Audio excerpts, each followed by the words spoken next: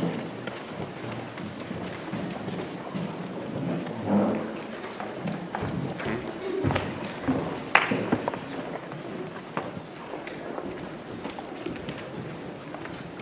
right, hello everyone. Welcome to this year's Path Drama Club production.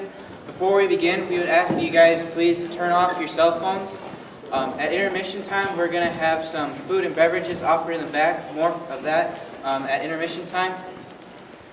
Before we begin, I'd like to say a quick word of prayer, so please bow your heads with me. Lord, we thank you for this day. We thank you for the willingness to sacrifice that people have put into this, Lord. We thank you for the dedication that people have shown. We ask, Lord, that you would use this production to bless those here in our audience, Lord. And we ask that you would give the actors and actresses the recall that they need. Please, Lord, help this evening to be a relaxing and enjoyable time for everyone, and that it would bring glory to your name. We pray this in Jesus' name. Amen. All right, thank you for coming. Hope you enjoy comedy, or drama, you can never say it right. I hope you guys enjoy Drama Queens and Comedy Kings. Sit back and enjoy the show.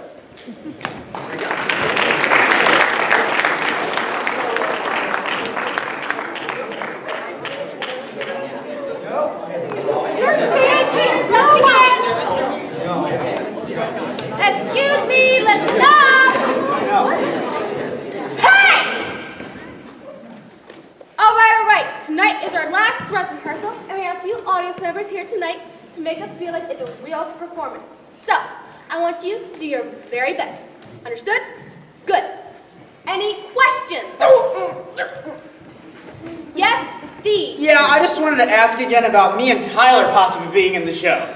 Steve, we talked about this. No. Yeah, but we have some new great ideas. Come on. No. We can't add an extra act. We don't have enough time. But we can keep the scenes, like, really short. Please? Everyone's dismissed except Tyler and Steve. See, I told you we should have kept our knowledge stuff. Oh, stop worrying. It'll be fine. Tyler and Steve. Steve and Tyler. Boys, listen. Your enthusiasm is commendable. Your creativity is unmatched. And your persistence is, well, annoying. But the stage is ready set, and I'm sorry, but you didn't make the cast. I can't put everyone on this show. Now, you have a very important job to do. So please, go do it! Well, she hasn't seen The Last of Us. Hey, Steve, do we have a job I don't know about? No, I don't think so. Why?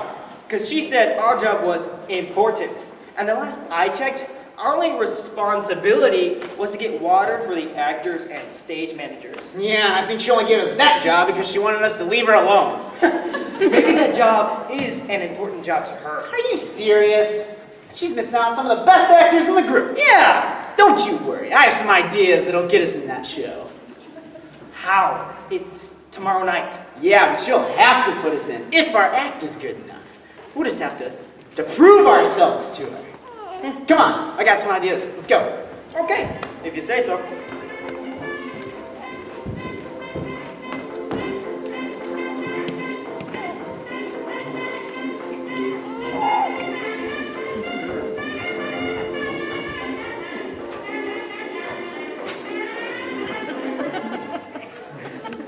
My name is Polly, not Pollyanna, not Polly Wally, and no, Polly does not want a cracker.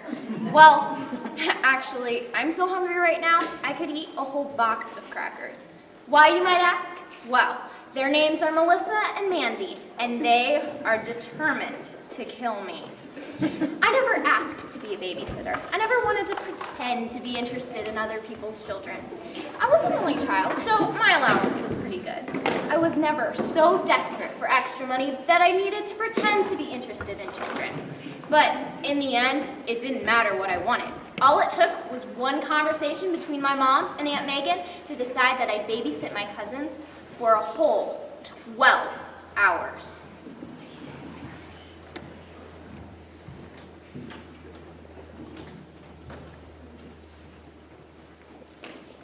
I'm just so thankful you could come today and help out. I hate leaving the girls overnight with anyone except for family. Oh, I think it's just wonderful. Polly could use the extra responsibility and a chance to focus on other people for a change. You know, she's all on her own most of the time. Yes, and the girls look up to their older cousins so much. Oh, here, can I have your coats?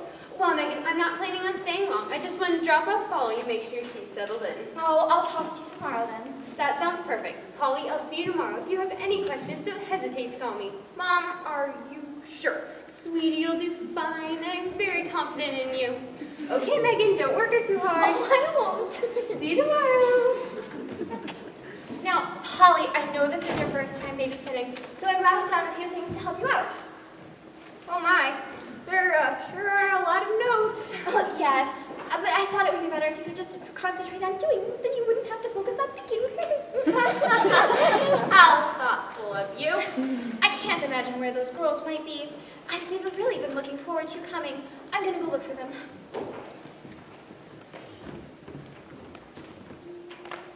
If I had any doubts before, this list just confirmed it. I could not do this, and I'd be lucky if I made it out alive. I vowed that if I did live, I would never babysit anyone ever again. Not even if they were my own children.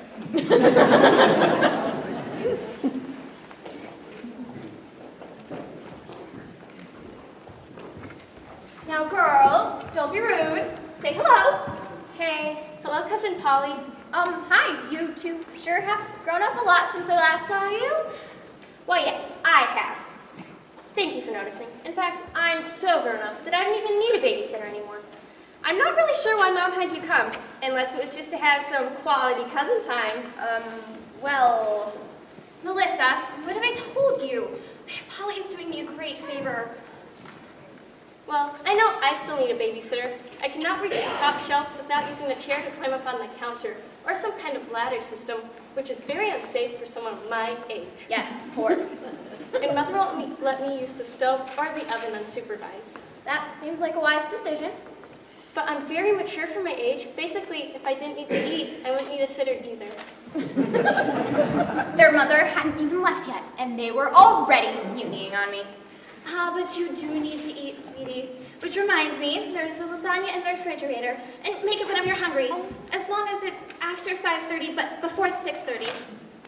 Oh, I wouldn't dream of getting off schedule. This paper shall never leave my hands. No need to be stressed, dear. I'm sure you'll do fine. Now, girls, listen up. Mandy, don't ask Polly too many questions. How many is too many? That was too many. That was only one. Exactly.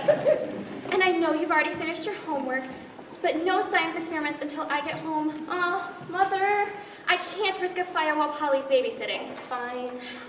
And Melissa, don't touch your sister. Oh, Mom, I'm not a child. Okay, come give me a good goodbye. I'm going to go pick up your father. Goodbye, Mother. Please don't forget about me. I'll write you while you're gone. Sweetie, we've talked about this. I'm only going to a wedding a few hours away. You are? Yes, and if it wasn't so late at night, your father and I would just come home. But we thought it would be better if we didn't drive while we were tired. Oh, yeah. Phew. Don't be so dramatic, Mandy. Bye, Mom. Bye. Have fun, girls. Bye, Mother.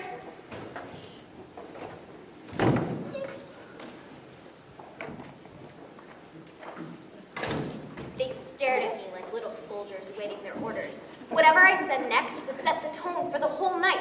I needed to lead with something strong, something profound, something to inspire confidence.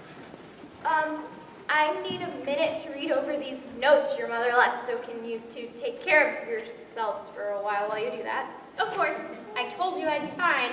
How about you, Mandy? Sure, I'll be fine. Okay, good.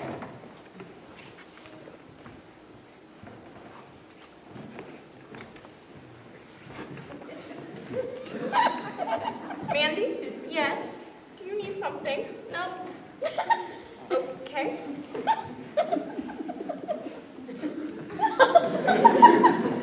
Mandy? What? Are you sure you don't need something? Very sure. Then why are you sitting there like that? I'm just watching. I don't have anything else to do. Well, Go find something else to do. It makes me nervous when you sit there like that. Why? Have you ever babysat before? Mandy, don't you remember what Mom said about asking questions? Just go find a book or something, Mandy.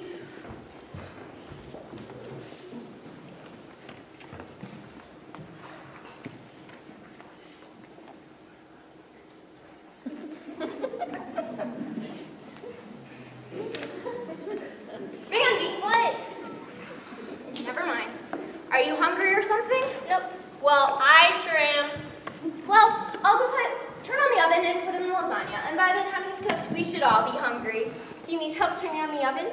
I can figure it out, thanks. Are you sure? It's not that difficult, Mandy. It has a button that says on and a set temperature button too. Yeah, but I'm not so sure she can read. What? Why don't you think she can read? She's been staring at that paper with a confused look on her face for a long time, and I don't think she's made any progress. I can read! There are just a lot of notes, and your mother writes in cursive. I'm goaded. Well, now I feel bad. You should feel bad. Wait, for what? For pointing out that she can't read. She's probably very self-conscious. I can read!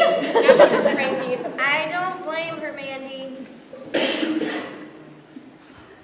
There. Now dinner is cooking. Mandy, it's time for you to find something else to do.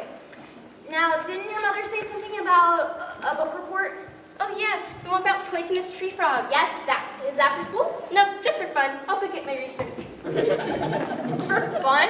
What kind of strange child does book reports for fun? She's really smart. Mom and Dad had to find an outlet for her curiosity because she kept getting into things around the house and destroying them in the name of science. Well, I suppose there are worse things she could be interested in doing. I guess so. So, what made her decide on poisonous tree frogs? Don't ask me why, but she's crazy about them. I guess it's because they're small and powerful. Whatever happened to dolls and princesses? No one ever told Mandy about them.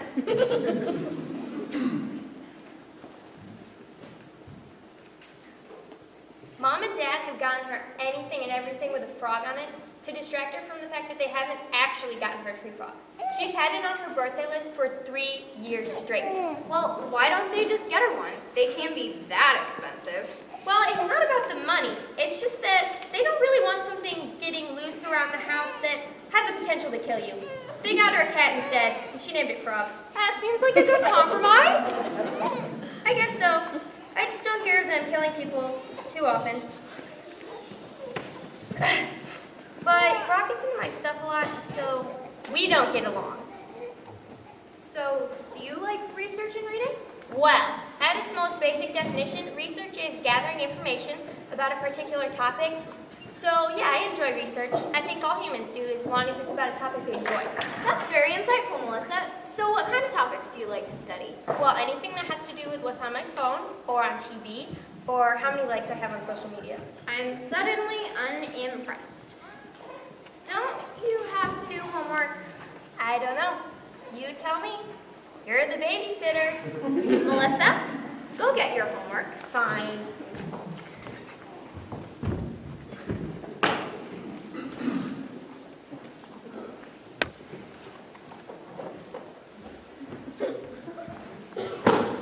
You know, I could read that for you if you would like. I don't need help. Oh, I have a better idea. I could teach you to read. Mandy, stop it! Fine. Just trying to give you better tools to handle life. Illiteracy is a bigger problem than people realize. Do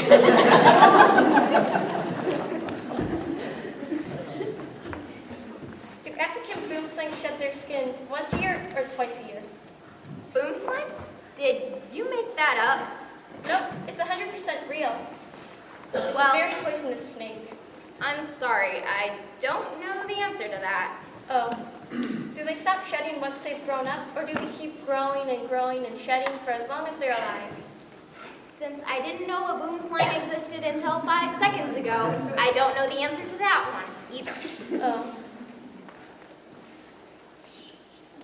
Have you ever seen a dog try to eat a frog? Mandy, that was the question. It's okay. Good, because I have a question about the consumption and production of paper products in Greenland. How in the world does that relate to frogs? Oh, it does. Have you ever tried to eat a frog? How about you write your report with the information you can find in your books? And if you need to know the answer to something but can't find it, put it on a list that we can discuss later, or when your mother comes home. Is that because you don't admit that you don't know the answers? No, it's because I'd like to finish reading this list sometime before your mother comes home, and I can't do that with so many interruptions. Oh, okay. You take all the time you need on that list. I respect your determination to get through it.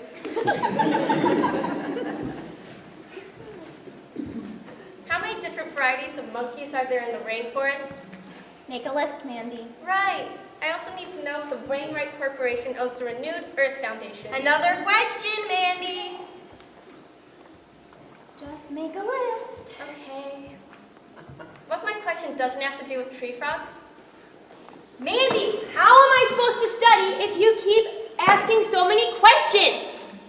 That was a question. You should probably start a list too. How can you be so smart and so clueless at the same time? Why can't I just have a normal little sister? It was like a verbal bomb being fired. Maybe normal siblings say stuff like this all the time, but it never would have been tolerated in my house. Of course, I was an only child, and I never would have said that myself, so it really wasn't a problem. This night was quickly spinning out of my control. Mandy, I think you could do a better job on your report if you had some peace and quiet, so why don't you go do your work in the kitchen? Let's go.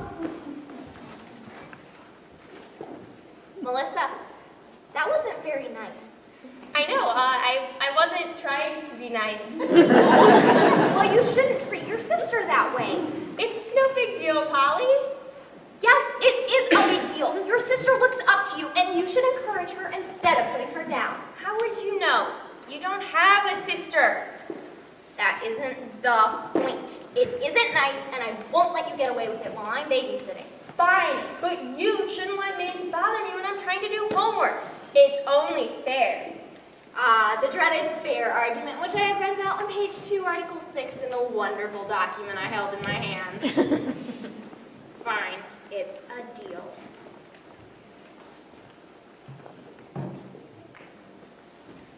How much damage do smoke and carcinogens produce on the average child? Put it on the list, Mandy. But No buts about it. Fair is fair. Put it on the list and leave Melissa alone so she can study. okay. I didn't like the sound of that question. You don't like the sound of any of her questions. Yeah, but I wish you'd asked her more about that one. You were just giving me a hard time a minute ago about how her questions bugged you. Yeah. It's just that Mandy doesn't usually ask a question without a reason, and I can't figure out how this one relates to tree frogs. I can't figure out how any of her questions relate to tree frogs. Well, I can, usually. You just kind of get used to the way Mandy thinks, but she's got me with this one. Mother says I am not allowed to call 911 as long as there is an older person present. So would you please call 911 for me? What? Why? Lasagna's on fire. Oh no, I forgot about dinner! I knew this would be bad. I knew she didn't know how to read.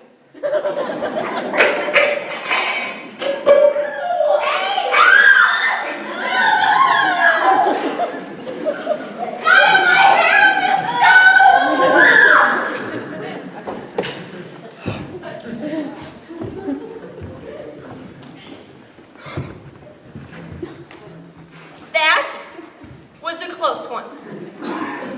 Yeah, And I'm starving. I know. I'm hungry too. Me too. What should we do? Maybe you should call Mom. I don't think you're really cut out for this babysitting thing. A truer word had never been spoken. But what should I do? Should I buckle down and take charge? Should I quit? It was decision time. Mandy, get me the phone.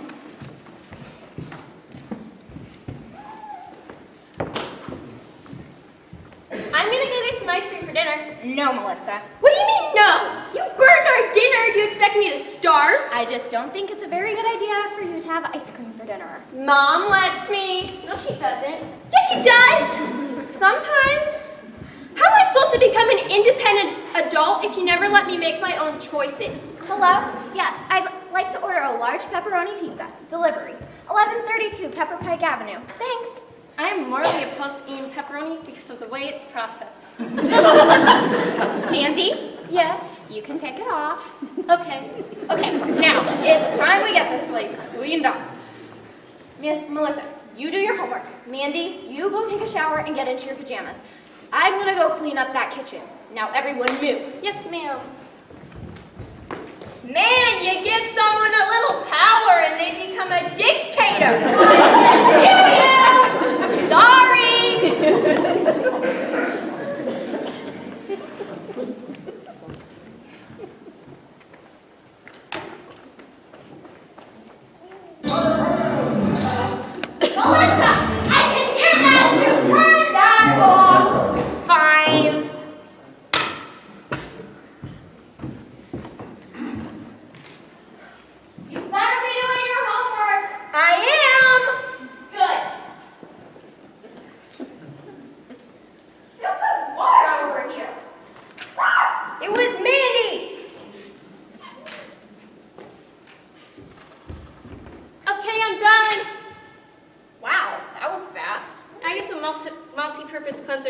very efficient.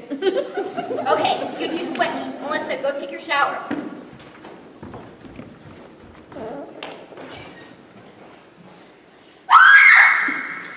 Did you hear that? Sure did.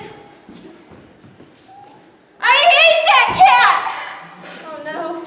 Look what it did to Angela! Who's Angela? Angela is the very first doll I ever received and my favorite toy as a little girl! Well, do you still play with her anymore? No, but that's not the point! Angela was special and that vicious cat attacked her! Frog isn't vicious. Yes, he is! He even attacked you once! Well, that's because I dressed him in a dress and he didn't like it. I can imagine. I didn't know he was a boy yet, or else I won't have done it. I don't think that matters. Cats prefer their own fur to people clothes. I'm gonna catch that cat and I'm gonna throw it out the window! No, don't do it. It's just a dumb dog. Melissa, you can't kill the cat! What would the neighbors think? What would your mother think?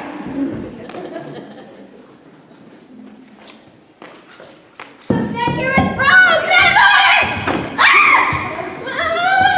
You can't kill the cat! He doesn't know any better! Prove it! And even if he does know any better, I don't want something that evil around the house! World War III had just broken out. Cat food had flown everywhere. I'm pretty sure we had broken Mandy's bed.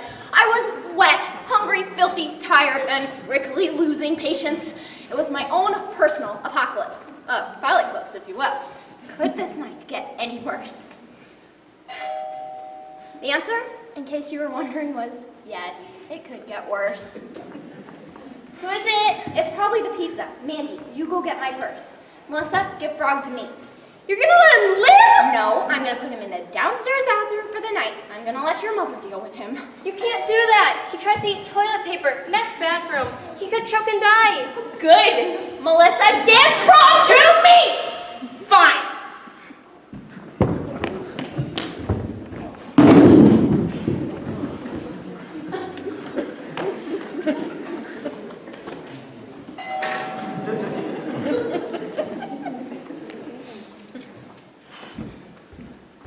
Here, Mandy.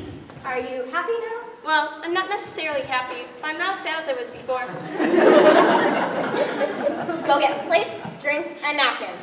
Both of you. Move.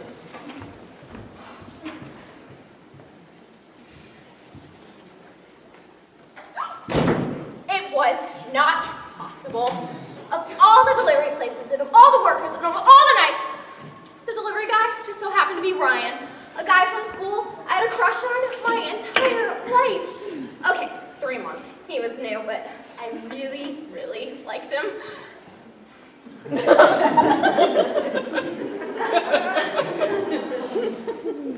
Hello? Okay, here's your pizza, extra sauce. Your total is $14.95.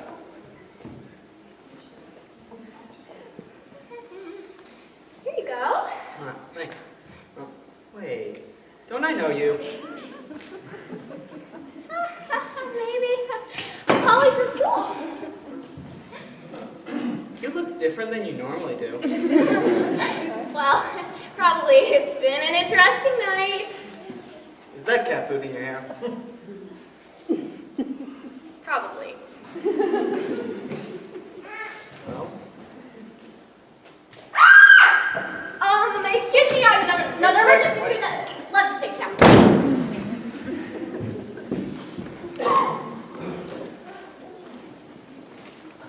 Now march, you two.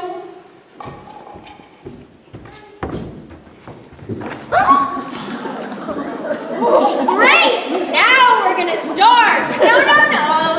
It'll taste just fine, even if it is smashed. Well, I'm gonna eat mine in our room. Normally I wouldn't let you, but under the circumstances, I think that is a very good idea. Can I eat in our room too? I think that defeats the purpose of Melissa leaving. But why? Too many questions, Mandy. Okay. Oh, I'm sorry, Polly. You know what? It's fine. Losing my appetite slowly but surely anyways. I'll go clean up the kitchen a little bit before bed.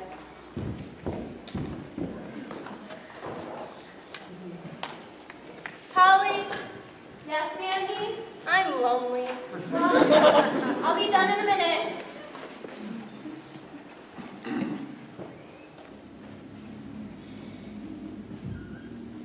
Did you hear that? Is that Melissa up in your bedroom? No, it's the neighbor. Sometimes he has parties with loud music. If it goes past midnight, someone usually calls and complains. Okay. Well, hurry up and finish eating. It's bedtime according to your mother's schedule. You can read! Yes, Mandy. I've been telling you that. Oh, I'm done eating. All the cheese slid off the pizza and isn't very good, it's just bread. Okay, well, go to your room. I'll clean up a little bit down here and then come to tuck you in.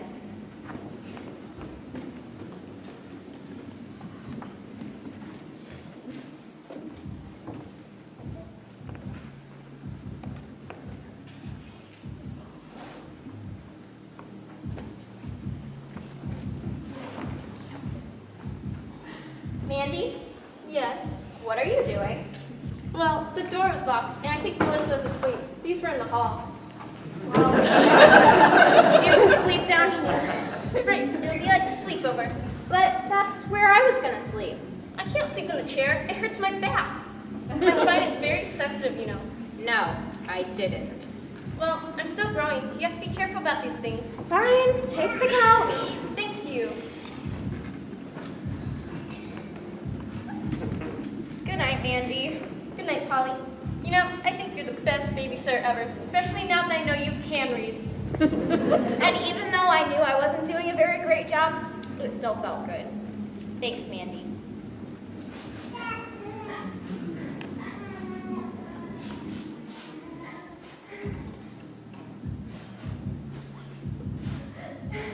I hear something. I do too. It's called loud music.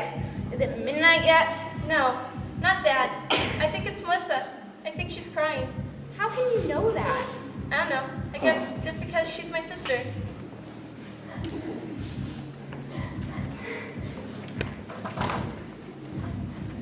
And right then, my heart melted just a little. Melissa had been pushing me all night, trying to prove to me that she didn't need a babysitter. Normally, I would have thought she got what she deserved, but not tonight. Maybe it was because I was hungry, tired, and frustrated too. But my heart went out to this little girl who was trying so hard to be grown up.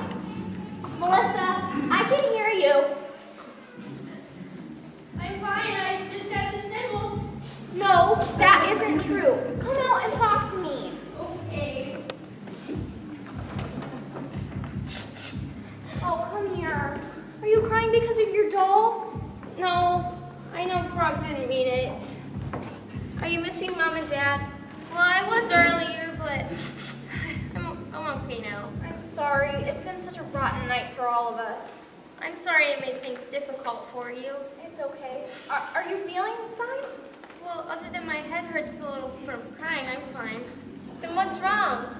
Well, it's just that I'm so tired and the music is so loud and it's even louder in my bedroom because it's right next to my window.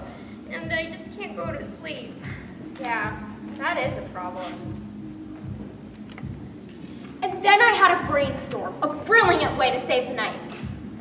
Girls, we're gonna have a sleepover Really? Where? right here in the living room, and we're going to have fun. If you say so. I do say so. Now, Melissa, give Angela to me. Mandy, you go get me a sewing kit. You know how to sew? No, but it can't be nearly as hard as reading. What? I'm kidding. About which part? It doesn't matter. Now, you go take all the cushions off the couch and then go get all the pillows and blankets we can find. We're going to build a cloud fort. Sounds good to me. And I'll help muffle the noise. Yeah. Polly, Yes. thanks for fixing my doll. You're welcome.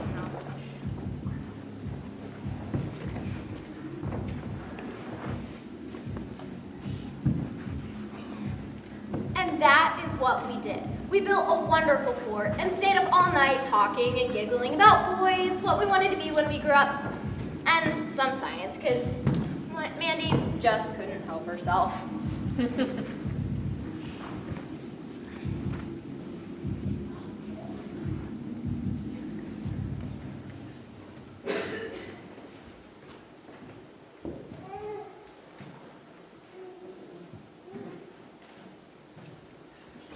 everyone. I hope you slept well. I would have slept a whole lot better if somebody hadn't been kicking me in her sleep. Which one did that? I couldn't tell. Mandy, what are you doing up so early? Aren't you still tired? She can't sleep once the sun comes up. Oh. She's been like that since she was little. Oh, now you tell me. Well, I tried sleeping in, but it's actually really late. It's almost 10 o'clock. What? Are you serious? Very. Oh, no. What's wrong, Polly? Your mother said she'd be back home by 10 o'clock. This place is a mess. I don't want her to think I'm a slob. Yeah, you better hurry. I can see their car coming down the street right now. Girls clean like your lives depend on it! And that is what they did. And that's when I knew. I knew they were on my team and I had conquered this babysitting thing. My reputation was at stake, and so they felt like theirs was too. It was a great feeling, except for the fact that I was still in a panic.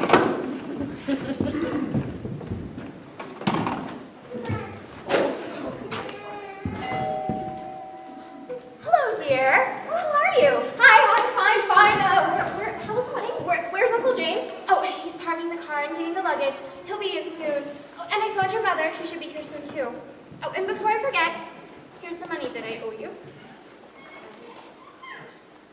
And there it was. There was the money that hadn't been enough of an incentive to make me want to babysit. But as I got it, I felt good about it. Not because I needed it, but because maybe I felt like I had earned every penny.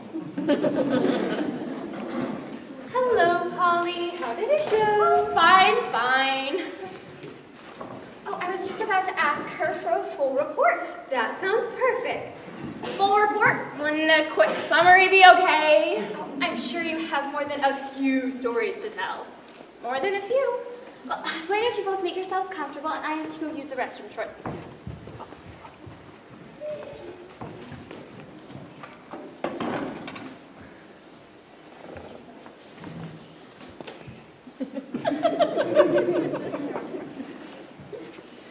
As I reflected on the evening and tried to decide how to summarize it, I felt a strange feeling of accomplishment welling up inside of me. Had the evening gone perfectly? No, but it had survived, and there were times I wasn't exactly sure that would happen. And I felt like I had learned valuable lessons about respect, responsibility, and compassion along the way. And even though I was nervous to tell them how it went, I was pretty sure they'd be proud of me. What happened to my bathroom? My towels! Who left Frog in here unsupervised? I knew it couldn't be that easy.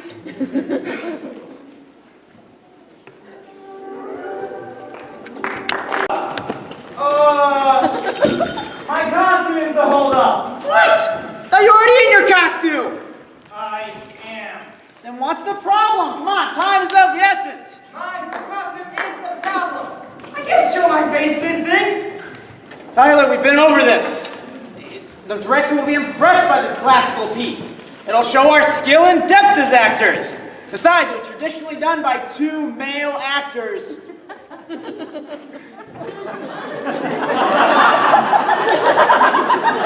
I get that, but what I want to know is why do you get to be the guy and I have to be the girl? Well, that is easy. I have such a deeper voice than you, and you have such a lovely face. Besides, I wore the dress last time. Now get into place. Fine. Can't argue with that logic. Boys! What are you doing? Who let you into the costume closet? All right, Tyler, now!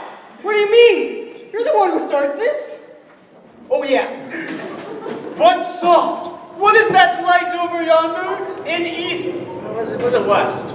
I can't remember. But it's Juliet, the sun. Arise, fair sun, and kill the moon who is jealous. I mean, she speaks. Speak again, bright angel, you. Oh, Romeo. Oh, Romeo. Romeo. Where in the world are you, Romeo? Deny thy father and refuse thy name. Or, if thou wilt not do that, promise to be my love and... That'll work, I guess.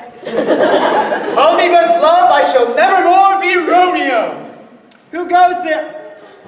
I mean, well, they're not Romeo and, Montague. Neither, Fairman, if either bothers you at all.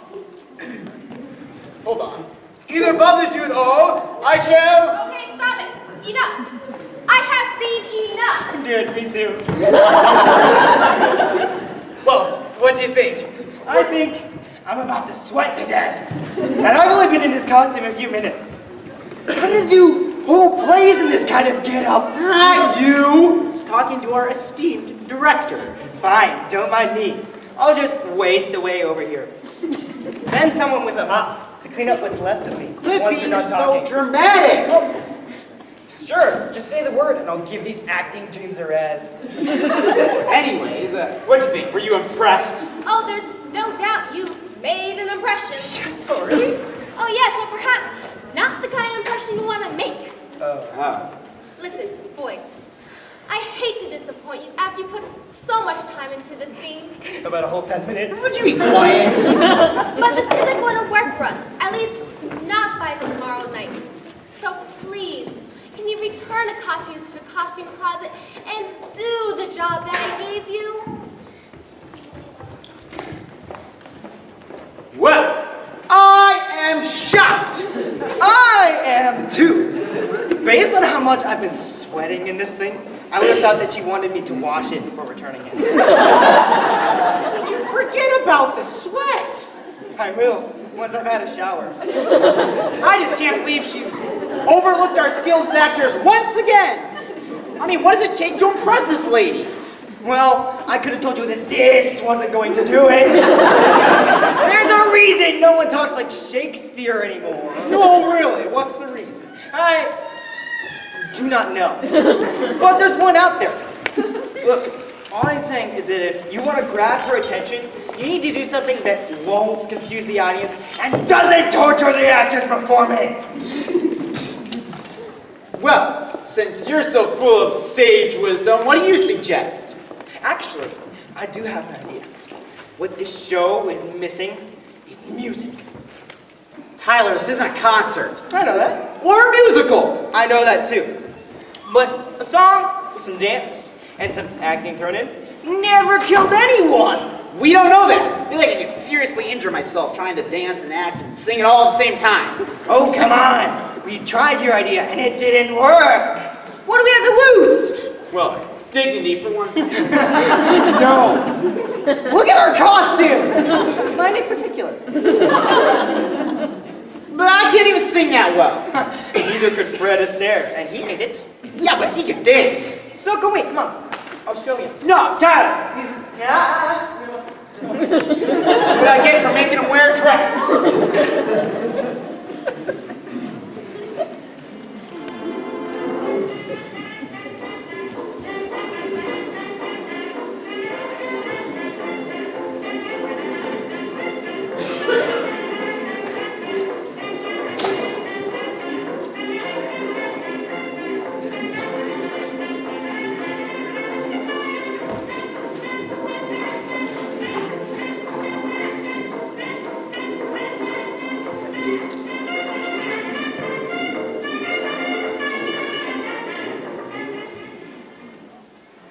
All right, coast is clear. Come on in. This is what you had to show us? A hot, dusty, cluttered room? I thought you had something exciting to show us. Don't be so condescending, Val. It's not just any room, it's the attic. And it is exciting. You just have to explore for a little. Does Aunt Sylvie know we're up here? Well, judging by how messy this place is, I'd say Aunt Sylvie hasn't been up here in years. Exactly. I see some Christmas decorations, so she probably comes up here once a year at least. Wait, Parker, what do you mean by saying exactly? I know that tone of voice, and I don't like it. Oh, nothing. I just think this is a good place to go when you need some space to yourself. Is this where you keep sneaking off to whenever Uncle Charlie's looking for you to help him? Yeah, is it? Only sometimes. Like when he wants me to go fishing with him. You know I'm scared of water, and I don't like how slimy the fish feel.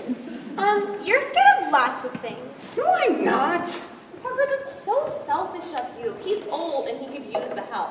Plus, I'm sure lots of boys would love for a chance to go fishing with their great uncle. Well, I don't hear you volunteering to help Aunt Sylvie clean the fish that he caught. I did. That's different. How? Well, for one thing, it's disgusting. So is catching the fish. Did you know Uncle Charlie uses real live worms? And he expects me to put them on the hook myself? Cool. Gross. Well, at least you don't have to kill them like we do when we're cleaning them. No, I just have to reel them in and rip the hook out of their mouths, knowing all the while that I'm sending them to an early grave. You know what? I don't hear you two saying these things when we're actually eating the fish. It's different. It's different. Oh, sure it is. But Dad's gonna be mad when he comes to pick us up and finds out you haven't been good. And so he said we weren't supposed to run off. Yeah, but that's the beauty of this attic. I'm not actually running off because I'm still in the house. But Uncle Charlie can't find me. So, Parker, why are you showing this to us now? Yeah. Because I'm a loving brother. What do you mean? Well, last night I overheard Aunt Sylvie telling Uncle Charlie that we needed to muck out the cow barns tomorrow. Oh no. He said he wasn't sure he was up for it and said that he should get me to help. Hate mucking the cow barns. And when he said he wasn't sure if he could get it done with just my help, Aunt Sylvie suggested that he have you two help out as well. One time, I got my boot so stuck in the cow manure that it just popped off my foot and stayed there in the muck. What did you do? Well, I couldn't put my foot down in the manure, so I just wiggled it back in and stood there like a statue until Uncle Charlie could come rescue me. I was there for 15 minutes at least. It's the smell that gets to me. It's enough to make me faint. I know, and that's why I thought I would introduce you to this little getaway. You can thank me anytime you like. But who's gonna help Uncle Charlie? I don't know. Maybe I'm sure he'll be fine. He's figured out a way to get it done all these years without us. But he's getting older. What if he has Aunt Sylvie to help him? Well, I'm sure she'll be fine. I mean, she's a hardy woman. She might get hurt. Do you like cleaning out the cow barns? No, not at all. I just When we're all agreed, we'll stay here and explore the attic, and Uncle Charlie will just have to figure out some other way to get the job done without us. Ooh, look over here. I found a sweet collection of baseball cards. Really? Baseball cards? guys, They look like they're in mint condition. Big deal. You don't even know who all those players are anyway. I don't feel right about this. Yeah, but they're still really cool. It's like handling a piece of history. Okay, if you guys want to say it, that's fine. Just baseball history. Baseball is America's pastime. Therefore, it's American history. But I'm gonna go see if Uncle Charlie needs help. Whatever.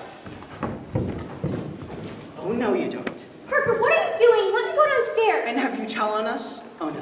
What? I don't think so. He's right, Katie. You love to tattle. I do not. Mom's just really good at asking questions, and I can't lie to her. Well, you have a reputation for snitching, so you're just going to have to find a way to entertain yourself up here. He's right, Katie. Cleaning the cow barns is no game. We can't risk it. You can't make me stay here. Actually, it's 2 against 1. So Listen, technically... Parker, hiding up here is one thing, and I think it's wrong. And you might be able to get away with it. But keeping me up here against my will is totally different. Katie... Actually, Parker, she has a point. I'll scream and cry till someone comes to get me. Then you'll be in real trouble. Good luck. This attic is on the opposite end of the house from where Aunt Sylvie usually is. And she's losing her hearing. So go ahead. Well, I mean, Parker will have to leave here eventually, and when we do, she'll get us in big trouble. Oh, Katie, why do you always have to be such a goody two-shoes?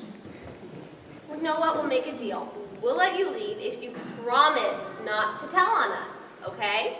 Well... Or you can stay up here looking at baseball cards with me. Okay, I won't tell. Promise? Yeah, I promise. All right, then. You can go.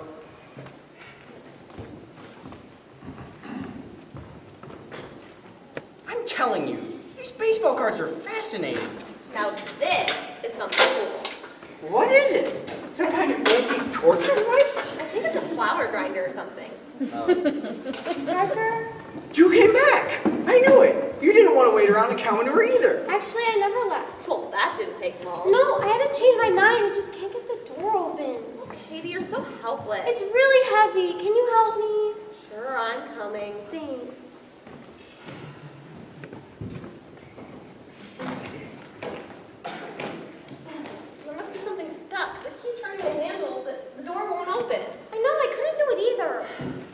girls are so weak. Well, how about you come and try it for yourself, mister? I would, but I don't want to embarrass you two. Please, Parker, we can't get it open. No, if you want to leave so bad, you're going to have to figure out a way out of here. Oh, come on, Parker. You're so much stronger than us. I'm sure it wouldn't be any trouble for you. And I promise to leave you alone for the rest of the week, if you let me go.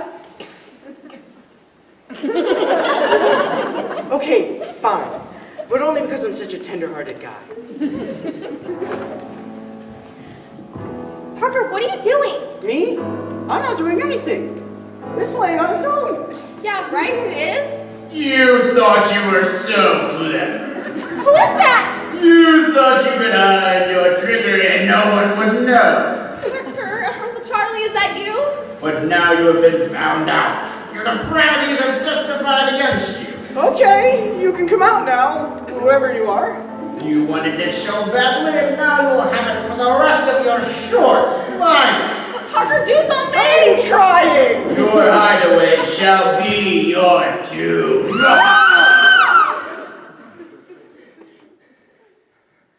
was that thing? I don't know.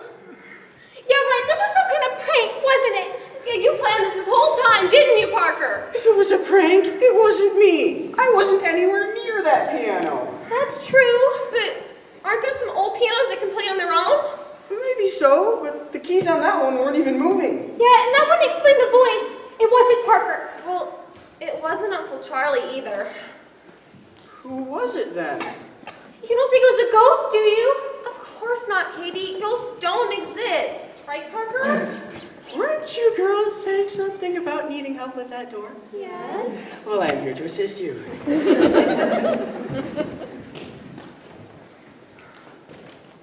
on, Parker, push harder. I'm trying, it won't budge. What's the point of having all those muscles if you can't even use them to open a door? Instead of giving me a hard time, why don't you help me out? Good idea.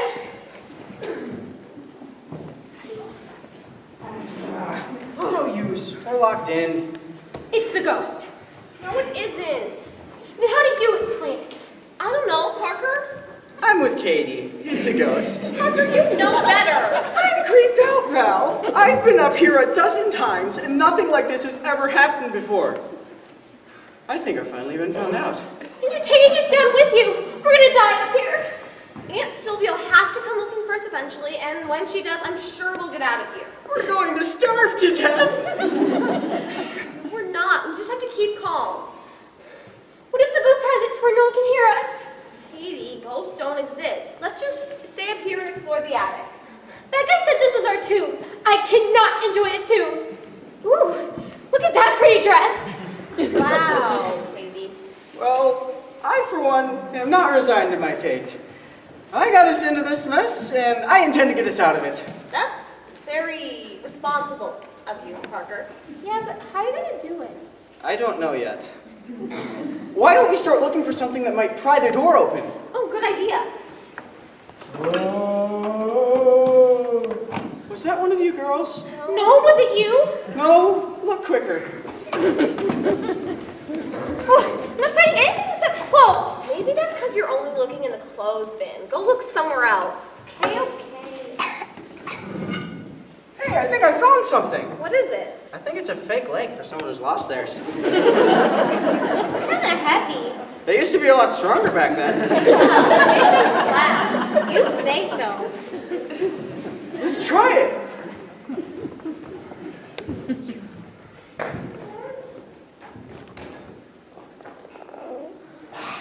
It's no use. This thing must be made of solid oak. What makes you say that? I don't know. I just heard Uncle Charlie say that one time when he was having trouble chopping through this one log. Must have a really strong lock. Actually, I don't think so. I can turn the handle, and it has an old-fashioned keyhole, and I can see light under the door, and What does that mean? I think it means it's not locked. I think something else is keeping the door from opening. If you say ghost one more time. Valerie, it's the only explanation that fits the facts. Isn't. Then how do you explain it? We're gonna starve up here. We're sweat to death. Is anyone else dying of heat? I was enjoying it at first. The rest of the house is so cold, but it's starting to get to me too. Ugh, Just figure out another way we could die. Parker, you smell bad enough to knock us out. Oh, stop it, Katie! What did you expect? Come on, you two, stop fighting. I'm gonna look for a magnifying glass. Why? Because I can use the magnifying glass and the sunlight to start a fire, burn the door down. I see lots of problems with that idea. Like what? Well, for one thing, starting an uncontrolled fire in a confined space is never a good idea. Plus, how are you planning on getting through the burning doorway? Such a killjoy. And how are you planning on putting out the fire once you burn down the door? Details, details. Well, I'm all for getting out of here, but it isn't that simple. For one thing, there's no window, so there is no sunlight.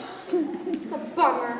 Yeah, I already checked. If there had been a window, I would have broken out of here and jumped down by now. From the third story? I'd rather have a broken leg and be alive than trapped in here with you. Good point. I like your thinking, Parker. Well, I'm gonna look for something to read. Maybe you'll find a good book. I'm gonna look for Uncle Charlie's on board thing. See if I can find a flint. That should start a fire. No fires, Katie. Just hold on to it for a few days until you're really desperate. Then you'll let me use it. Oh. Did you hear that, Valerie? How do you explain that? I don't know, maybe it was a rat or something. A rat? You think a rat made that noise? I don't know. Let me tell you something, Val. I'd rather be trapped in here with a ghost who has a conscience than a rat that can make a noise like that. Parker, me too. What do you think we should do? Well, the ghost trapped us in here because we were trying to get out of work. Why don't we try reasoning with him? Reasoning with a ghost? Do you have a better idea? No. Parker, start negotiations. Okay, Mr. Ghost, are you there? Well, I can understand if you're really angry, but we just want you to know that we've learned our lesson. Except for me, because I'm just an innocent bystander. And we just want to let you know that we're going to help our aunt and uncle with whatever they want from now on. Yeah. And with a good attitude. Did you have to add that? What? And anyway, Mr. Ghost, we just want to thank you for the chance to learn this very valuable lesson. So we're going to leave now. To go help our aunt and uncle. Bye now, it's nice to get to know you. What? Never mind. Do you think it worked? Well, there's only one surefire way to figure it out. Let's try the door.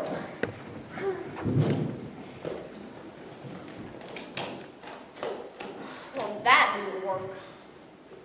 Maybe he doesn't believe us. What do you mean? Well, maybe he thinks we're just going to skip out on all the work once we get out of here. That's actually a good point. If only other way to prove to him that we mean it. How? We're trapped in this attic.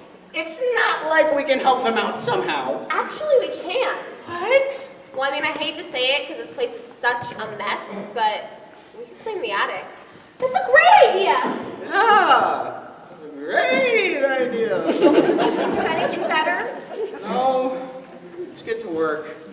I clean the baseball card collection. No, you don't. I'll do that. You pick something else. Fine. This will be an adventure. Look at all this cool stuff. It's like being trapped in a dirty museum.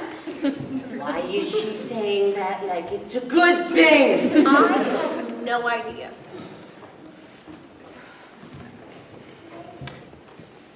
Why are you guys being so quiet? Because you told the ghost that we would work with a good attitude. Which means no complaining.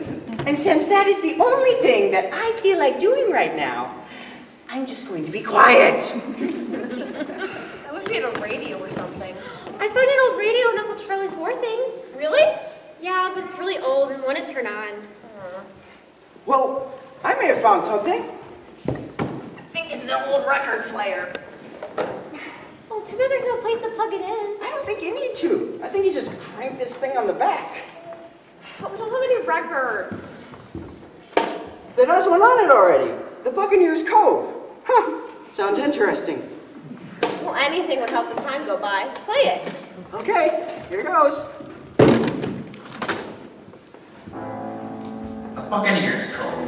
Book number 3 of the adventures of Captain Howard and his monk. This should be great. The gloom of the night had closed in and the wind was beating against the sails with all its force. But Captain Howard stood on the deck next to the helmsman as if nothing could shake it.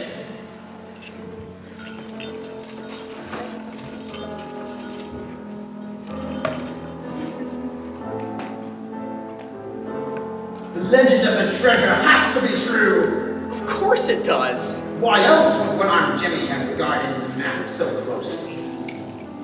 But I was thinking, Now all they had to do was decipher the code and follow the map.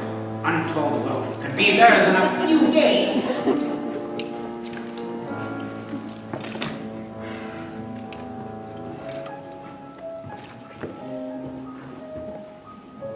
No, you fool. I'll never tell you where the treasure is. I'll take it to my grave. Don't do it, Johnny. It isn't worth your life. If that's the way you want it, so be it. And with that, the pirate ran Johnny through. His shipmates came to his defense, but they were too late. A furious battle ensued. Oh, I was hoping he'd live. He was my favorite. yeah, he was the best looking too. What? How can you tell? It's on a record! Oh, we can tell. We can tell.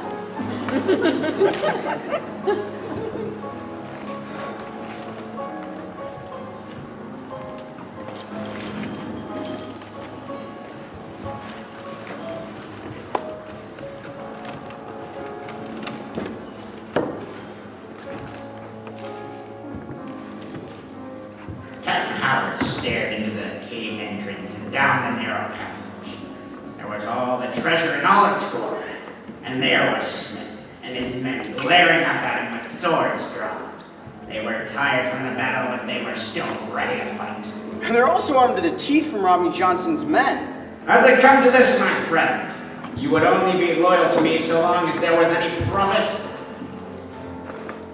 What a traitor. Yeah. You can preach to me how you want, Captain Howard, but you and I both know you do the same if you had a chance. I just got the drop on you sooner than you got the drop on me. Come down and try to take my treasure.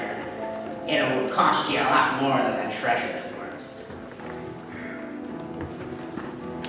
Suddenly, Captain Howard had an idea that would save the lives of all his men, but still give them a chance. What could it be? Treasure. He ordered his men to begin barricading up the entrance to the cave. Oh, that's brilliant. Smith roared and threatened from inside the cave, but what could he do? They could only go up the narrow pass at one at a time, and Captain Howard could easily overpower any one of his men. Captain Howard shouted down to Smith and his men from the small opening in the blockade. You thought you were so clever! Parker, does this sound familiar to you? Kind of. Why? You thought you could hide your trickery and no one would find out. Wait, what is going on? But now you have been found out, and your depravities are justified against you. It's the record? The whole time the ghost was the record? You wanted it so badly, and now you will have it for the rest of your short life. I can't believe this. Your hideaway shall be your tomb.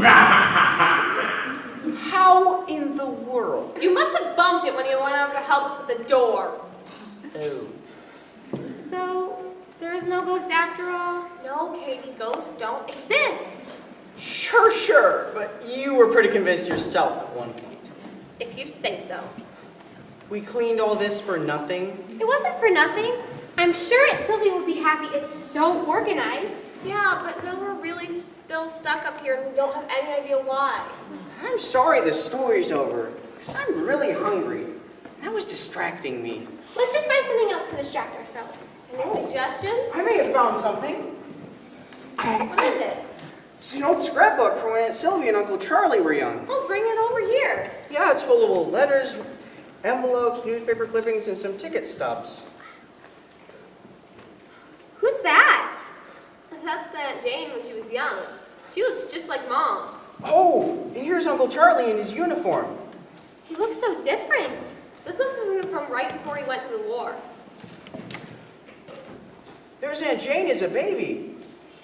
She looks just like Mom. Oh, and here's a letter from Uncle Charlie. Parker, you can't read that. It's private. No, it isn't. If it was private, she wouldn't have put it in this book. I want to hear what it says. My dearest Sylvia, I love and miss you terribly.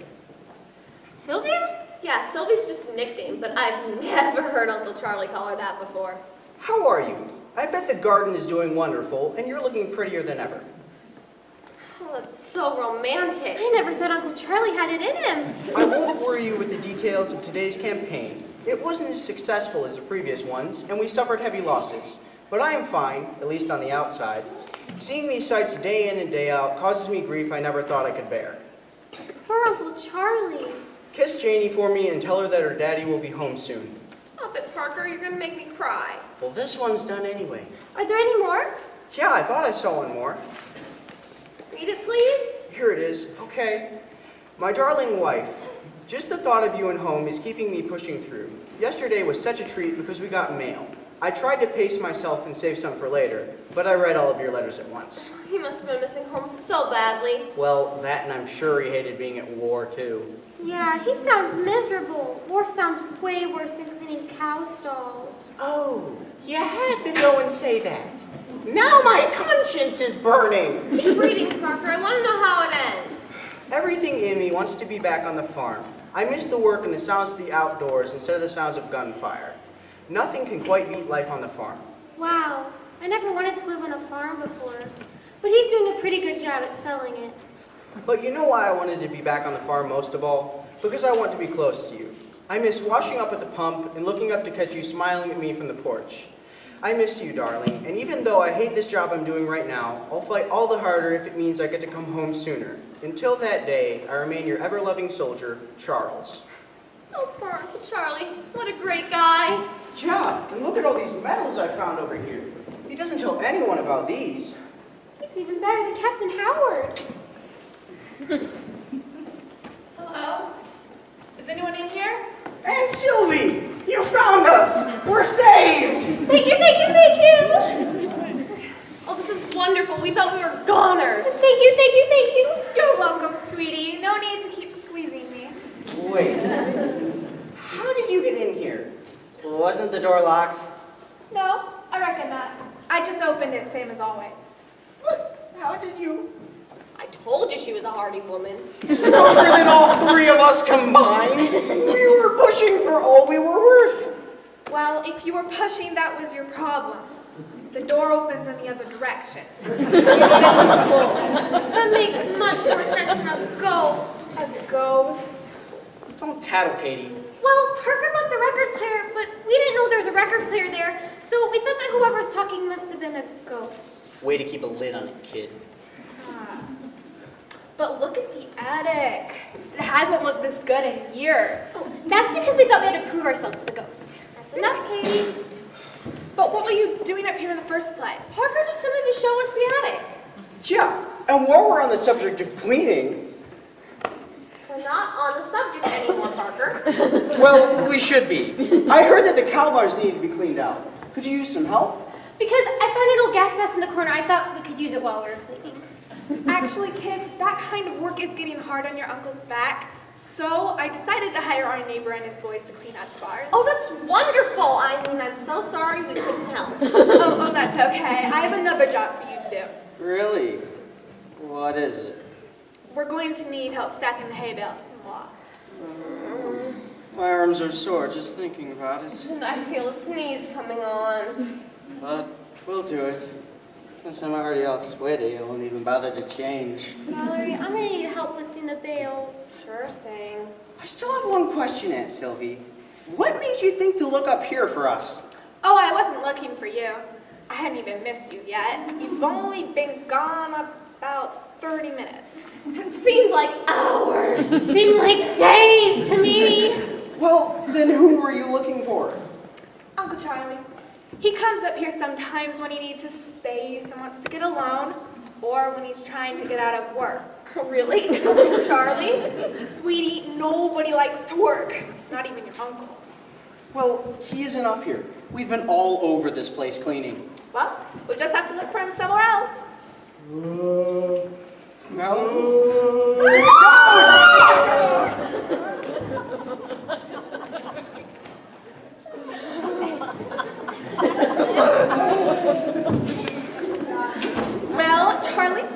Are you done taking your nap and scaring little children? Yeah? Yeah, I am. Yeah, you know you're going to have to tell them that it was you in the attic. Ah, Sylvia, there's no trouble having a little fun. Well, you had your fun. Are you ready to go to work and supervise those petrified children? Absolutely. In fact, I feel quite refreshed. Yeah, let's go to work then. Anything you say, darling Sylvia. Darling Sylvia. Well now, I haven't heard that in a long time.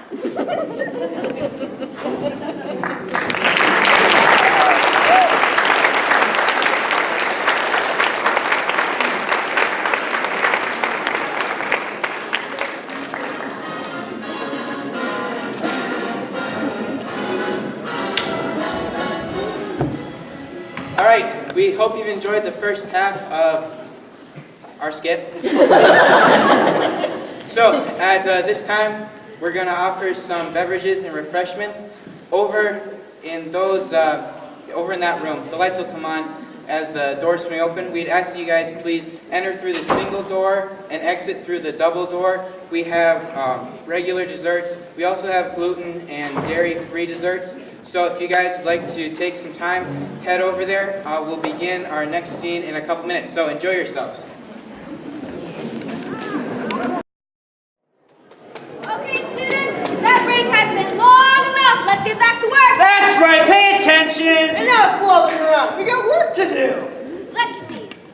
Yes, we're on Act 3, Scene 1. Act 3, Scene 1. Boys, stop it. Let's take it from the top. Take it from the top! Last two sketches went well. Hey, keep up the good work, everyone. Atta boy! Unless you're a girl, then atta girl, I guess. So let's take it from the top of Act 3, Scene 1. Scene 1! Steve, be quiet. Tyler, you too. That's right, Tyler, put a lid on it. Hey, put a lid on it. I want to get you! Steve! I want to have you next!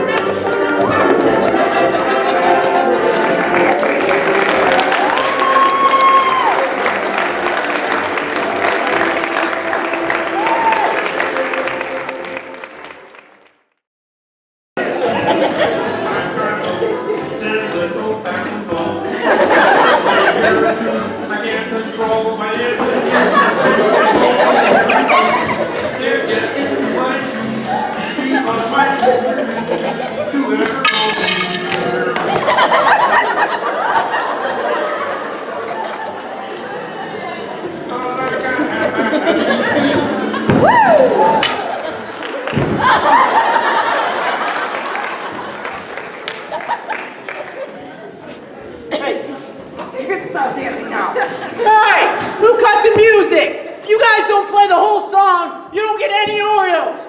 None. Zilch. Nada. No Oreos. Actually, I turned off the music. Our illustrious leader, how are you? Probably nauseous after watching that performance. No, I'm not nauseous, but I have seen enough. Oh, I was afraid of that. We have nothing to be ashamed of. We tried our best. So long, Hollywood. It's nice dreaming about you. Back to water duty. Actually, I have an idea. You boys have shown all sorts of enthusiasm, creativity, and imagination. We have? Yes, you have. And because of your creative persistence, I think I can use you. You have proven that you would do just about anything to be on the show. Oh, we would. What do you mean by anything? Oh, nothing to worry. I have a perfect role for your unique talents. Tyler, you hear that? We're gonna be at the show. I hear, but I'm still a little bit nervous about the whole anything bit. Oh, nothing to be nervous about, boys. Your roles are essential components to the story, and they're not complicated, so you'll catch on quickly. If they're so essential, why didn't you do the casting for them earlier? Tyler, should we put a lid on it? We don't want her to reconsider. We'd be happy to do anything to help the show, ma'am. Not anything. Good. Now, all right, head backstage to the stage manager, and he will help you into your costume and makeup and brief you on your roles so you can be ready for your great debut. What part of the claim? Oh, Tyler, come on. Thank you, ma'am. We won't disappoint you. Oh, I'm sure you won't.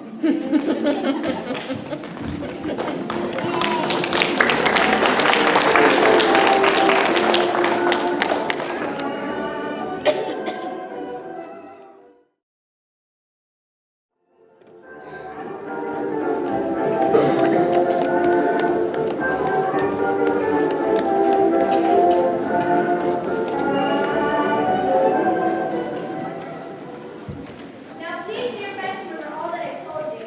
I know, Mother, I know. You don't have to worry. It's only 2 weeks. I'll keep an eye on Sue and help Grandma and Grandpa the whole time you're gone. Well, you're already overlooking one of your duties. Where's Susan? I'm coming. Stop dawdling. Why are you dragging your feet? She has a bad attitude because last time we were here, Grandma put her to work in the kitchen.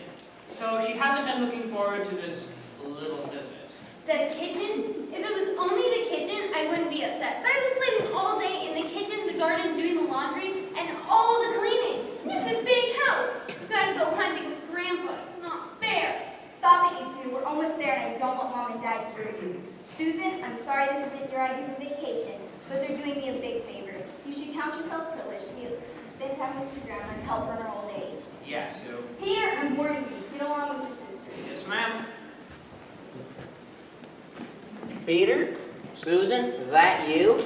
Sure is, Grandpa. Why, I hardly recognize you two. Sprouting up like weeds in a compost pile. Oh, Grandpa, that's gross. Who's this lovely lady you brought with you? Hi, Dad. It's so good to see you. Darling, one of these days you're gonna have to stay instead of just dropping off your kids. I know, but I'm so glad you and Mom can take care of them while I'm on my business trip.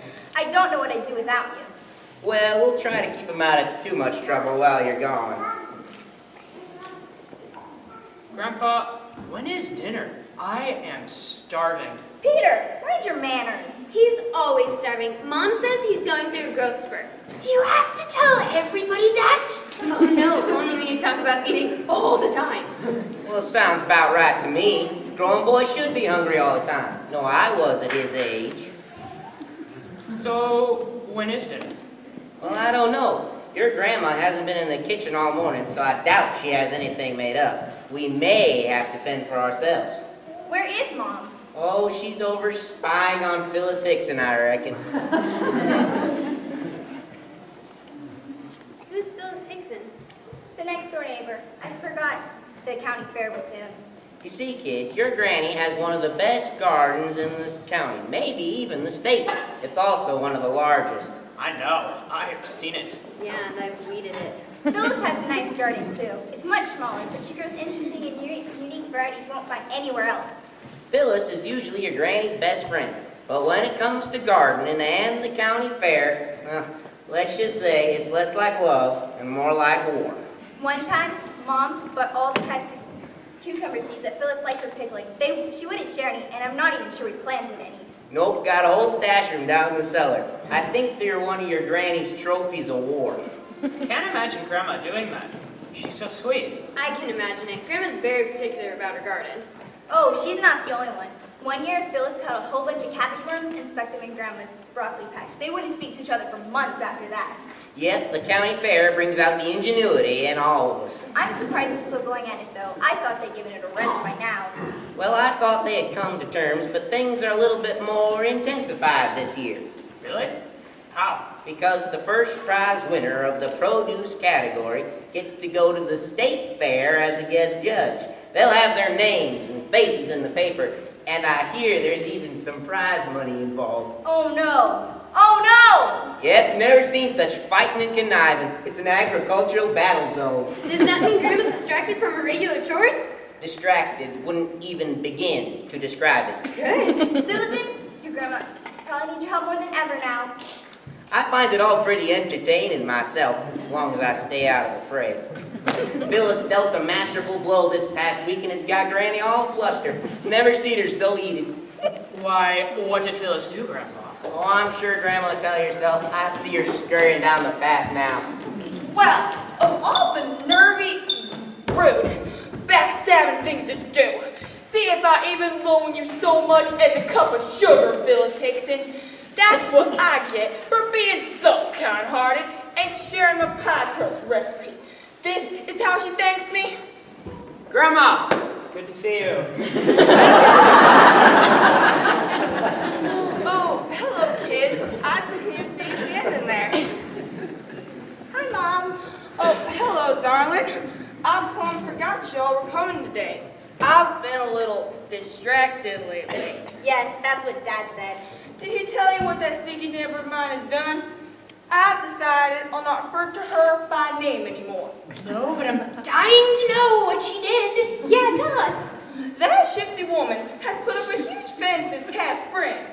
I thought it was just a tactic to keep me from spying, but now her evil plans are unfolding before my very own eyes. Oh, Mom, I'm sure it's not that bad. Oh, it's pretty bad if I do say so myself. That woman has put up a salt lick and has started trimming the deer in the neighborhood to feed at the edge of her fence.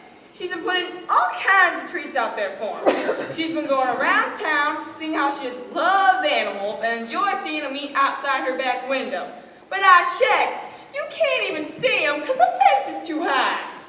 Well, that doesn't sound so bad. Oh, it's bad. Dear love gardens. They've probably been snacking all the way up to Phyllis's fence. You can bet your last penny that they've been doing. They're decimating my harvest. Does that mean you don't have as much to weed? Susan, stop thinking of yourself, please. I'm sorry, Grandma. I'm sure that hurts your chances at the fair this year. Oh, it's worse than that, I'm afraid. I may not have enough tomatoes for my sauce this year. No. And salsa. Not the salsa. Pickles might not make it this year either. Well now, that would be a tragedy. She has to be stopped. I'm glad you kids are here. You're going to help me with my strategy. Mom, I don't want the kids doing anything unkind or illegal. Honey, don't you worry about a thing. We'll be fine. Now, kids, get your things and take them upstairs. You know the rooms. We've got work to do. But I'm hungry. If we don't stop them, dear, there won't be anything left for any of us to eat. Okay. Dad, is Mom gonna be okay? Oh, the county fair ain't too far off. I'm sure we'll survive by then. I'm not sure Phyllis's friendship with Granny will survive, but we should.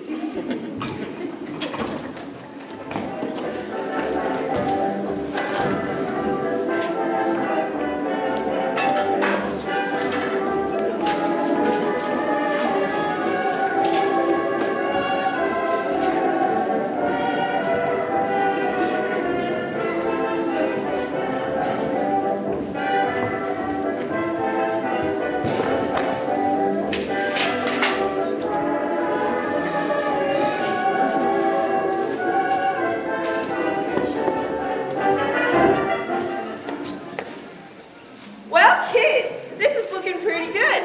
If I was a deer, I'd be pretty scared myself. Do you really think it'll work, Grandma? I sure hope so. There's going to be nothing left if this goes on for too many more days. Do you think Grandpa will mind that we're using his old clothes for the scarecrows? Well, honey, I don't think your grandpa can tell the difference between all those shirts.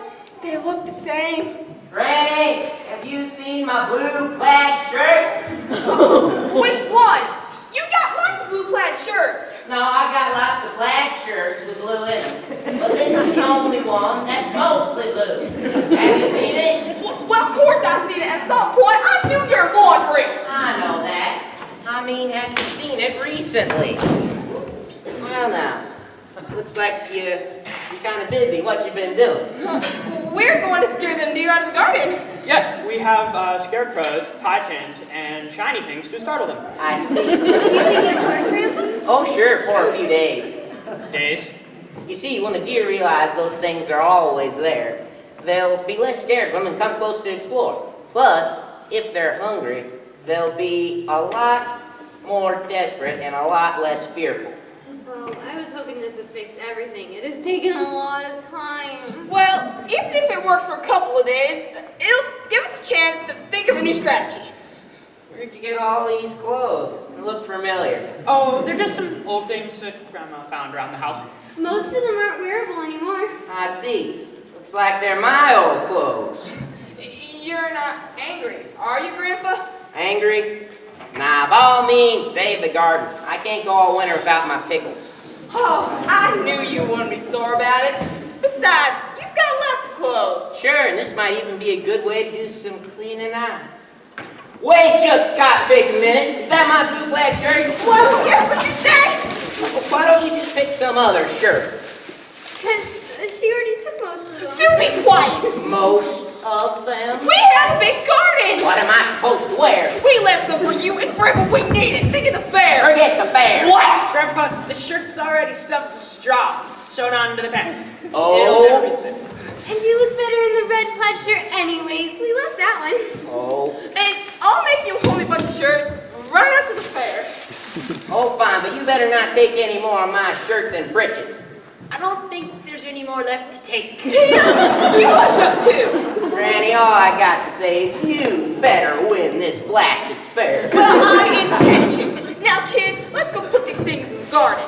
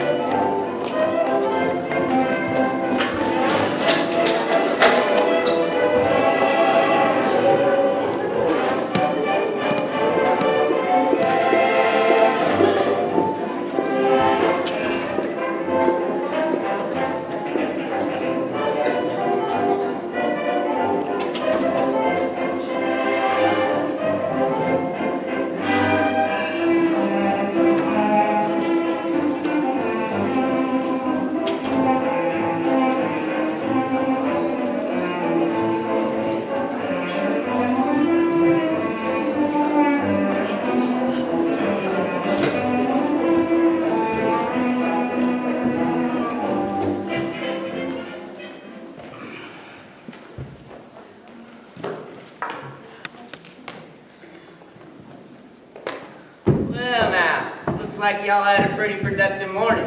What you been doing? A little defensive strategy is all.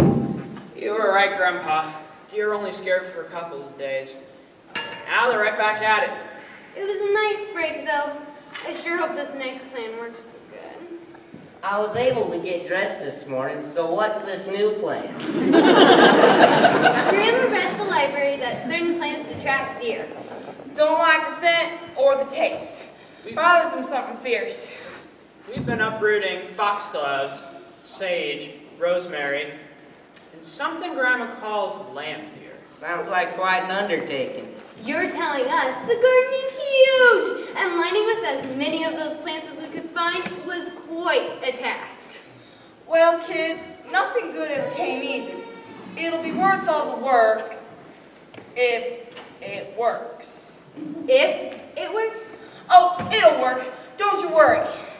Now, come on inside, get cleaned up, and help me set the table for supper.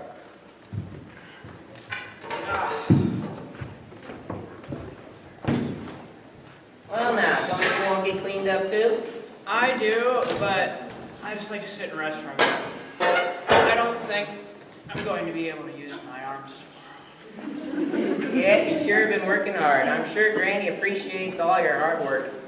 Grandpa, I've been wondering something. Yeah, boy?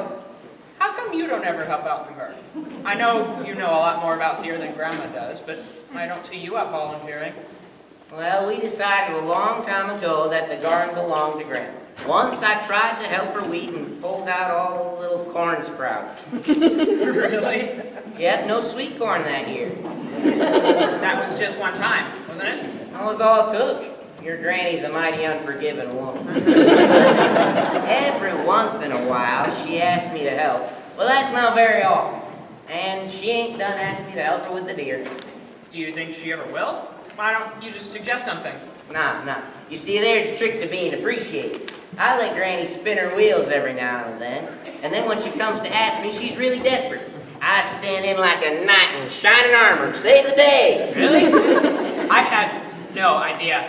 Works like a charm every time, and I usually get a pot roast dinner as a reward. Nothing quite like your Granny's pot roast. Well, I hope that this method works and we don't have to ask for help, because I'm not sure how much more of this spinning her wheels I can take.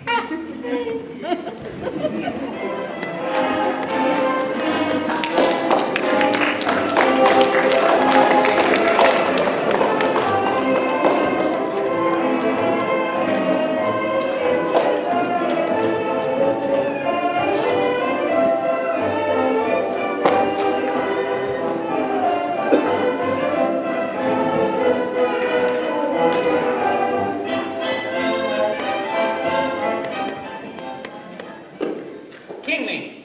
What? How'd you do that? Are you cheating? No, I made the move fair and square, now king me.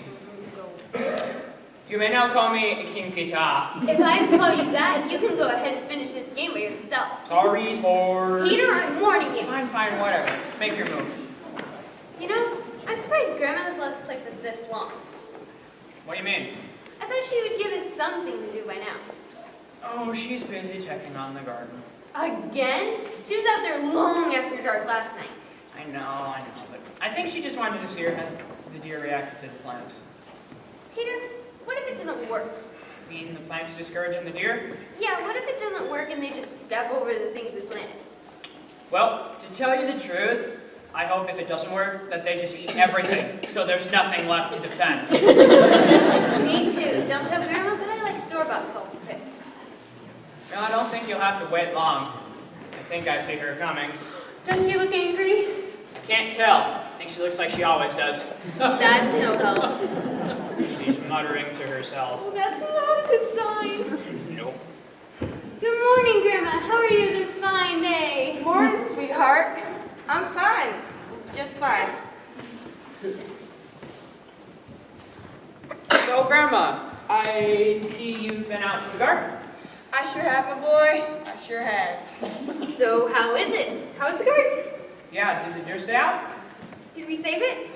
Kids, don't you bother your granny right now. I got me some deep thinking to do. What? I thought you'd just be bursting to tell us how the garden fared. I think those deer are toying with us. They're a mighty serious foe, and I may have underestimated them. What do you mean? We've got to reassess our strategy. Something's is wrong with them deer. Maybe their smellers is broke, or they can't taste. What did they do? They ate the plants we planted. You mean the ones that we're supposed to hate? How many of them did they eat?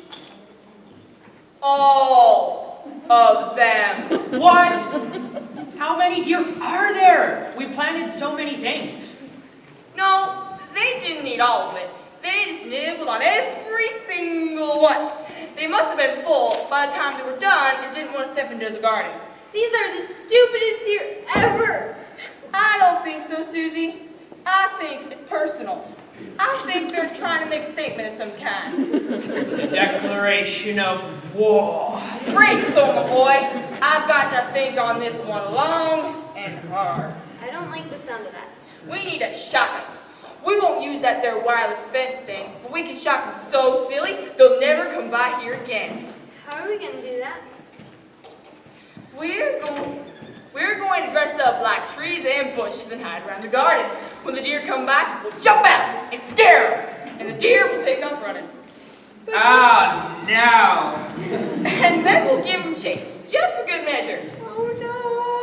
Oh yes, it's brilliant, I tell you. Let's go inside and work on our disguises. But Grandma, I can't. The deer are big and I'm too scared to chase them. This is no place for fear. Come on now. But Grandma, I can't. Susan, come on. No, and I'm not gonna dress up like a tree just to scare some deer away from the garden. Susan! No way, no how. If you ask me, I think Phyllis Hickson did us a favor by training those deer to come on our property. The more they eat with the garden, the less I have to eat. Suits me just fine. Mom's going to be really mad at you when she finds out. Never mind, let her go. This is no time for half-hearted soldiers. Susan, you go on inside and work on lunch. We'll be back in about an hour. I'm sorry. Never mind, you've made yourself clear, so go on in. Now, boy, those deer are demoralizing our ranks and invading our territory. They're laying waste to our land. It's time to take a stand for our rights. Time to take a stand for freedom. Here, here. No more than be ruling over us for tyranny. No taxation without representation. Freedom! For justice. Let's go!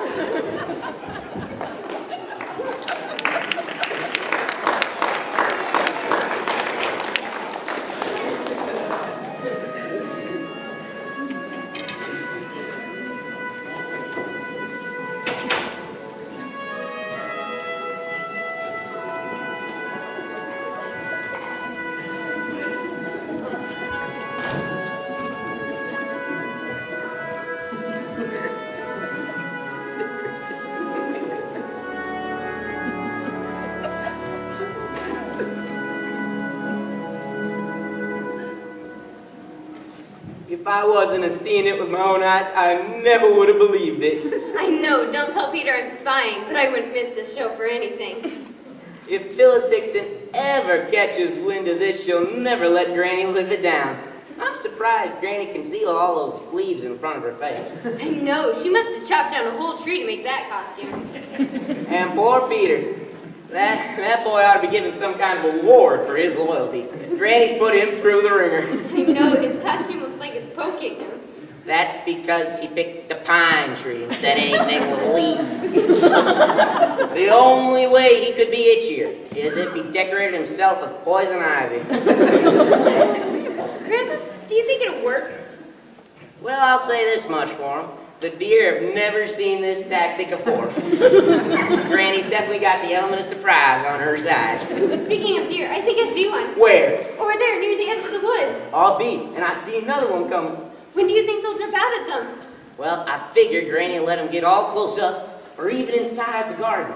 And if she has the patience, she'll wait for them to take a bite or two before springing in on them. This is the most exciting thing I've seen in ages. I have to say so myself. I haven't had this much excitement since Avis Landon's pigs got loose at the county fair. They're getting close. Mighty close indeed. And in a minute now. Is that deer nibbling on Granny's costume? Sure is. She's gonna lose it now. I can't believe this is happening. And they're off to the races. I knew that last nibble would be the straw that broke the camel's back. Insult to injury. And Granny's tearing around the garden like she's 50 years younger. Wow, those deer sure can jump. Yeah, Granny sure did give them the spook of their lives. Where's Peter? He's over there. He's tried to stand up, but he kept tripping on his costume. He's been falling over there this whole time. Well, it was a good effort anyway. Grandpa, do you see that deer over there near Peter? I don't think they can see it. I know they can't. Otherwise, Granny would be chasing it. What is that deer doing? Uh-oh. Looks like Granny could be in trouble. Looks like that deer may try to charge her. They see it now. They're trying to chase it away. No, it's turned. It's chasing Peter. Rumbo, run! Look at Peter fly! I've never seen anything like it in my life. Granny's running too. She's chasing the deer and the deer's chasing Peter. You can't make up look as good. Oh, it's turned. It's chasing Grandma now. Head for the porch, you two. Head for the porch. Oh, my life. You're safe now, boy. The deer won't attack you up close to the house.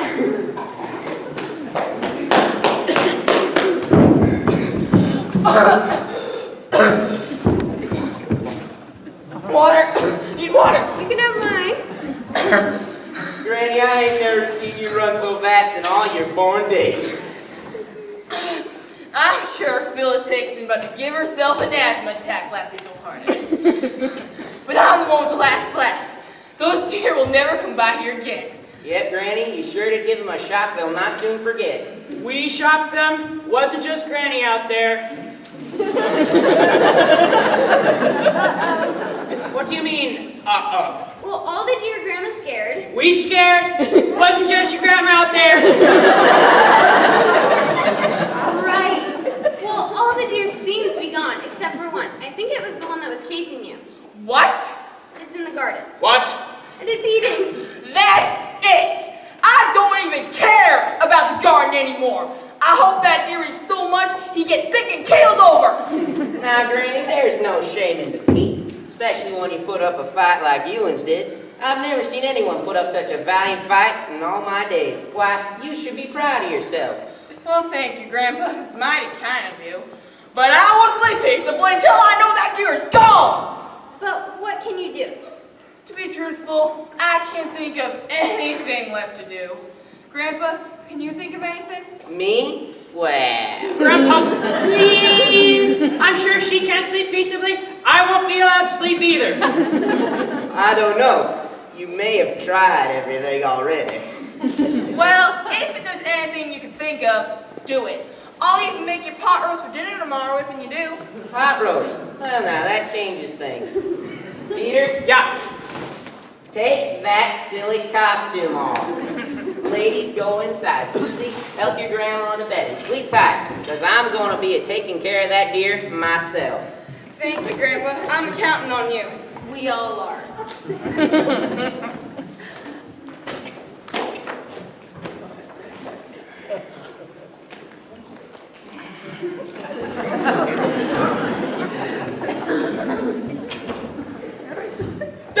Grandpa! Scared the living daylights out of me. You're cleaned up good enough. Come on, we gotta be sneaking up on him. But if he runs for them there woods, you gotta ride him back. As long as he's in the field, we got a shot. I can't believe the way this day is going. My lungs hate me. Ready, my boy? I guess so. Let's get it going.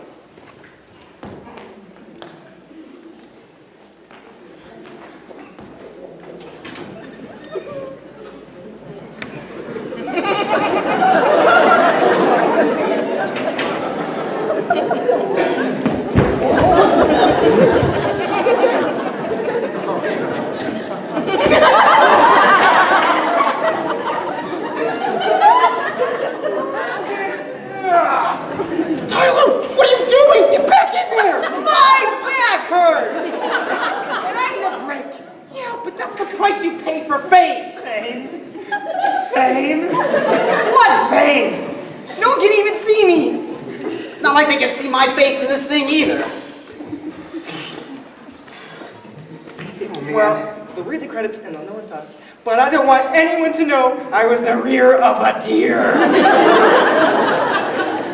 Do you think it's too late to talk to the director about getting our old jobs back? Well, no, I don't think it is. Let's go find her. Where is she? I don't know. It's kind of hard to see in here. I see someone in the back.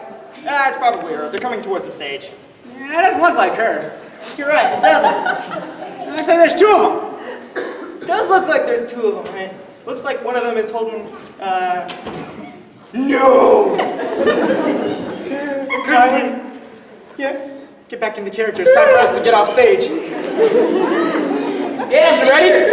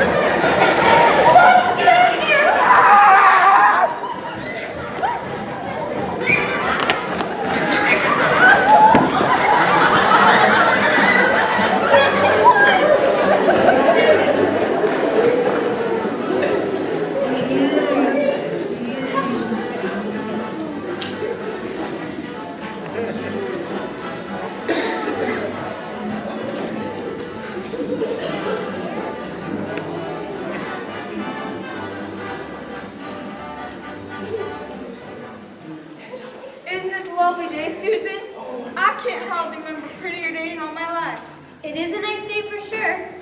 Are you excited for the fair? I sure am. I don't have as much to enter this year, but Phyllis said she's not entering as much either, so I should be fine. Why is she doing that? She says it hasn't been a good year for her crops, but I think there's another reason. Really? What? I heard from reliable source that when she caught wind that I was almost killed by them deer, she was sick to her stomach with guilt. She should be. She'd never apologize in person, but I think that's why she's not entering as much into the fair. That seems reasonable. Yeah, I expect to be talking again in a couple of weeks. That's very generous of you, Grandma. Well, it's easy to be generous when you're the winner. Now, where are those fellas? I thought they'd be back by now. Oh, I see them coming. Boy, oh boy, it sure looks heavy. Probably slowed them down. Oh, I'm about as gay as a little schoolgirl. I can't wait to see it. I know just where I'm going to put it. It's going to look mighty nice if they're in the living room. I'll get to sit and stare at it all day. And Phyllis gets to see it when she comes over for coffee. This is great. Don't just stand there, girl. Go help your poor grandpa. I'm sure he's about to throw his poor back out. Granny, we come a bearing you gifts. Come on, help me put this down. My arms have been sore this whole trip. No, don't put it, set it down. Let it touch his filthy pork. Let me a good look at it. It's a beauty, ain't it? Oh, it sure is. The Jones boys did a nice job mounting it. And Henry told me your meat is packaged up and is just sitting there waiting to be picked up. Beautiful wall decorations in a freezer full of meat. Remind me to thank Phyllis sometime. Yeah, I'd say this is about your best trophy award yet. Not to be rude, can I put this down now? Oh no, you can't set it down and let it touch his filthy porch. Bring it on into the living room, and then everyone to the dining room for supper. We'll be having us a big pot roast. Ooh, pot roast twice in 1 week? Granny, you're spoiling me. How are we ever going to explain this to Mom? I have no idea. Susan, let me just tell you this. I will never give you a hard time about helping Grandma ever again. She has just about worn me out. Thank you. And just for that, I'll help you hang this thing. Thank you, Sue. Peter, we have a problem. What's that? I can't get the door open. Can you? No. I don't think I can either. Help! We can't get the door open! Well, that figures. I will never feel my arms again.